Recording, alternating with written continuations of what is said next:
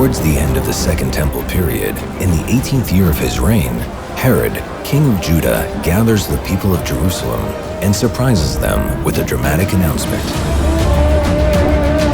Herod states his intention to raise the old temple, built on Mount Moriah, by the returnees from Babylon, and to build a new temple in its place, the most sacred and beautiful of our time.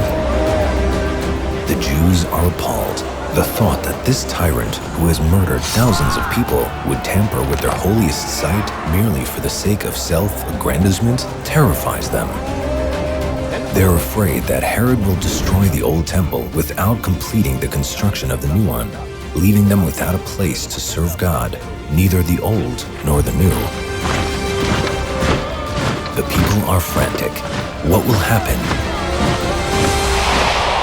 Josephus recounts that Herod reassured the Jews by promising to prepare all the building materials in advance, before even one stone is removed from the existing temple. According to the Talmud, the story involves a secret agreement between Herod and a Jewish sage by the name of Baba ben Buta. In a private meeting, Herod expresses regret for his past violence against the Jews and agrees to atone by building a glorious new temple that will spread its light around the world. He extinguished the light of the world, let him now go and kindle the light of the world. This agreement opens a historic window of opportunity. The great builder of Caesarea, Masada, Herodium, and countless other projects joins forces with the Jewish people. Together, they will turn the small, modest temple in Jerusalem into a large, magnificent house of worship that will leave a deep imprint on humanity. The work begins with a tremendous burst of activity. Herod gathers thousands of carts and beasts of burden, cranes, wooden pulley blocks, engineering devices, and quarrying tools of all kinds. 10,000 Jewish workers, along with the top engineers in the Roman world, tackle the job. Hundreds of priests take care of building the sacred areas. But one problem still threatens to thwart the entire project: Mount Moriah. The site designated for the new temple is narrow and steep. The area available for construction is limited and certainly not suitable for the monumental compounds that Herod envisioned. Herod's solution is bold and ambitious. Build huge walls that would support a giant plaza and then construct the temple in the center of the plaza. The most important part of the plan is the use of enormous building stones to ensure the stability of the Temple Mount walls. Look at these stones. Each stone weighs a few tons.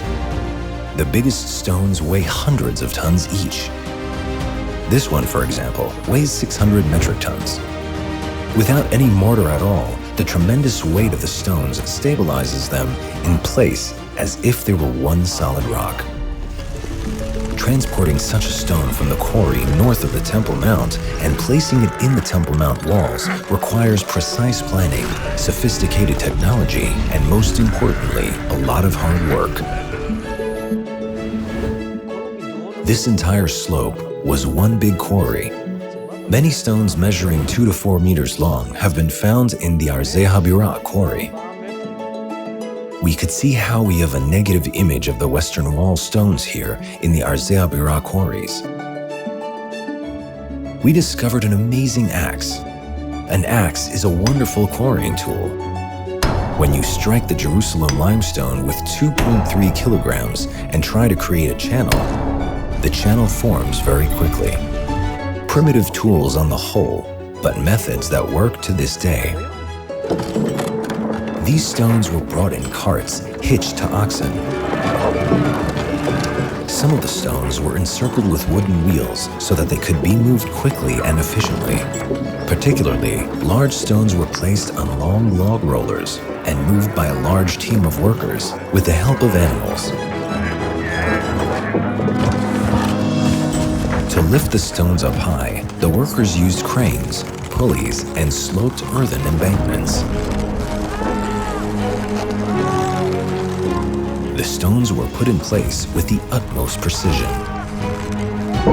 This This was made possible by a technique known as Herodian drafted margin masonry. By creating a border around the stone, the workers could join the stone precisely with the course beneath it and with the stone next to it, producing a perfectly straight row. Each new course of stones was placed a few centimeters deeper than the previous one, as in a pyramid.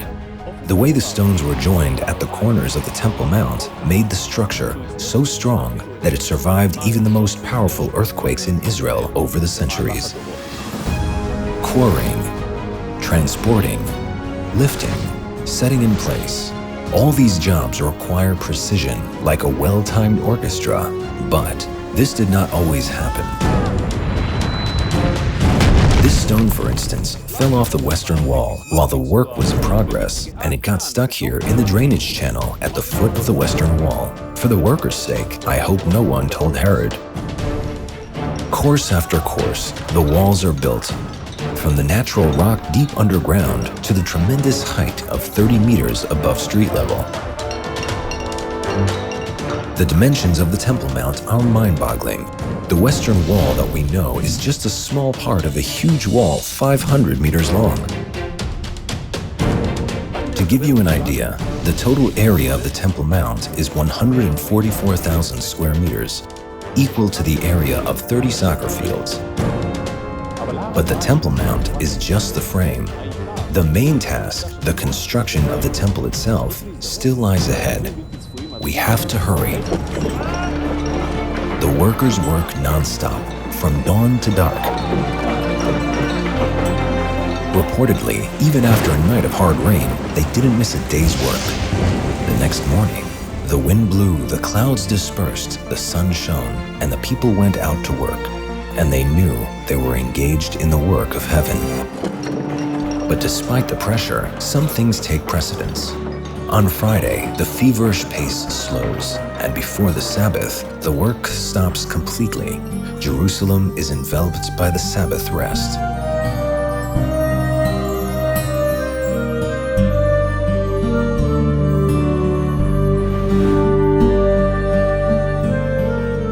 I'm standing here next to a corner of the Temple Mount. This is the cornerstone of the Temple Mount.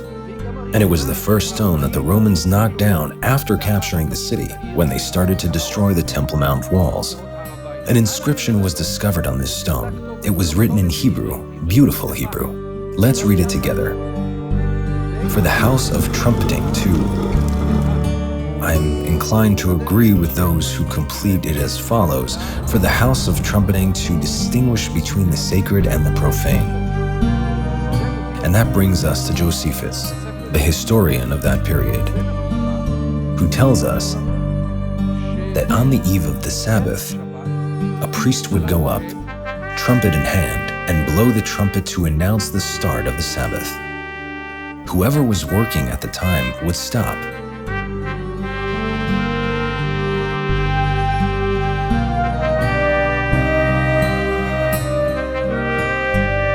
Here we are in the streets, the main street of Jerusalem, with shops on either side.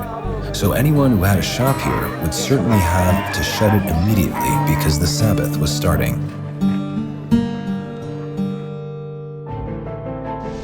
After filling the space between the supporting walls of Mount Moriah with large stone arches, the builders embarked on the next stage, building the huge plaza on which the temple would stand. Tens of thousands of believers from Israel and the diaspora would assemble in this plaza. The plan called for them to stand on a floor decorated according to the finest standards of Roman architecture. From Josephus' writings, we knew that the Temple Mount was paved with multicolored stones. Then tiles began showing up in the material we were sifting from the Temple Mount. Tiles of various varieties of stone in many colors and many different shapes. I had the feeling that some of these were the ones that Josephus had written about. We had found them. This was a fascinating puzzle to assemble. By measuring the sizes and the shapes of the original tiles, I could determine what patterns may have been used. The geometric shapes and brilliant stone colors were right in front of my eyes. For me, it was the closing of a personal circle. I was raised in the Catholic Church in the United States until I discovered my Jewish roots and immigrated to Israel. And now I reconstruct the floors on which my ancestors and the ancestors of all the Jewish people walked 2,000 years ago. Around the Temple Mount Plaza, porticoes of magnificent columns were built, the stoas. The most magnificent of all was the Royal Stoa. The Royal Stoa was where the Al-Aqsa Mosque is today, behind me. Known as Stoa Basilia, this was the largest building in Israel until the modern era. In Antiquities of the Jews, Josephus Flavius describes the building as a forest of columns. It contained 162 columns, each made of a single stone. It would take 3 men with outstretched arms to encircle one column. This structure, which was a sort of basilica, was used for secular purposes. It is the location of the shops where the Sanhedrin met after being exiled from the Hall of Hewn Stones adjacent to the temple. To allow entrance to the Royal Stoa, a monumental staircase was built that rose up from a vibrant shopping center here at the foot of the western wall. A huge arch, Robinson's Arch, supported an elevated passage that crossed the busy street without disrupting traffic. The main entrance to the Temple Mount were the Hulda gates in the southern wall. 2 gates were planned, an entrance and an exit.